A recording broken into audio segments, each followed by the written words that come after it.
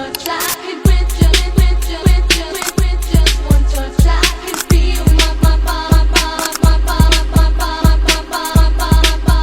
giving. Assalamualaikum warahmatullahi wabarakatuh. Halo semuanya.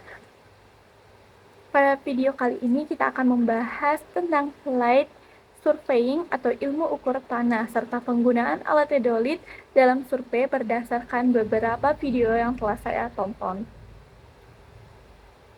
Materi yang akan dibahas juga meliputi pengertian light surveying, uji kolimasi, vertikal dan horizontal, pengukuran sudut, serta pembuatan peta kontur. Leveling atau surveying adalah proses pengukuran alat pemetaan permukaan bumi untuk menentukan posisi jarak, sudut, dan ketinggian suatu titik. Dalam bidang teknik, khususnya teknik sipil dan pertanian, surveying sangat penting untuk perencanaan dan pelaksanaan pembangunan. Melalui surveying, kita dapat mengetahui bentuk permukaan tanah, menentukan batas lahan, serta membuat peta topografi. Alat yang sering digunakan dalam kegiatan ini antara lain teodolit dan total sensitization dan juga GPS geodetic. Prinsip utama dalam pelaksanaan surveying ini adalah melakukan pengukuran secara teliti, berulang kali dan menggunakan titik acuan yang jelas agar hasilnya akurat. Selanjutnya, kita akan membahas uji kolimasi vertikal.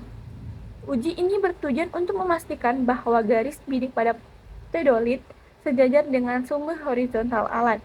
Prosedurnya dilakukan dengan menempatkan alat sekitar 20 meter dari dinding, kemudian pada posisi first plate, sudut vertikal diatur pada angka 90 derajat dan dibuat tanda pada dinding. Setelah itu, teleskop diputar ke posisi press right dan sudut diatur menjadi 270 derajat lalu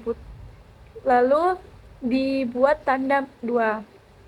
Jika kedua tanda tersebut berhimpitan atau memiliki selisih kurang dari 10 mm, maka alat masih dalam kondisi baik. Namun, jika selisihnya besar, maka terdapat kesalahan kolimasi yang harus diperbaiki. Uji ini sangat penting karena kesalahan kecil pada sudut vertikal dapat menyebabkan kesalahan besar dalam perhitungan tinggi. Berikutnya adalah uji kolimasi horizontal atau azimut. Uji ini bertujuan untuk memastikan bahwa garis bidik tegak lurus terdapat sumber horizontal. Langkah pertamanya yaitu dengan menempatkan alat di antara sebuah paku seperti dinding atau acuan dan sebuah dinding. Pada posisi first lap, alat dibidik ke paku dan sudut diatur ke 0 derajat. Kemudian alat diputar sebanyak 180 derajat ke arah dinding dan dibuat tanda. Langkah yang pertama diulangi pada posisi first right. Jika kedua tanda pada dinding tidak berhimpitan, maka terdapat kesalahan kolimasi horizontal. Batas toleransi kesalahan yang diperbolehkan adalah sekitar 10 mm. Kesalahan ini dapat mempengaruhi arah pengukuran serta sangat penting untuk dilakukan pengecekan sebelum survei.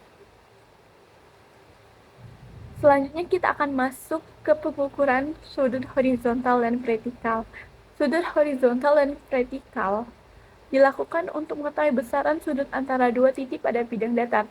Caranya dengan membidik titik pertama, mengatur sudut menjadi 0, kemudian memutar alat ke titik kedua dan membaca hasil sudutnya. Sedangkan sudut vertikal digunakan untuk mengukur ketinggian suatu objek.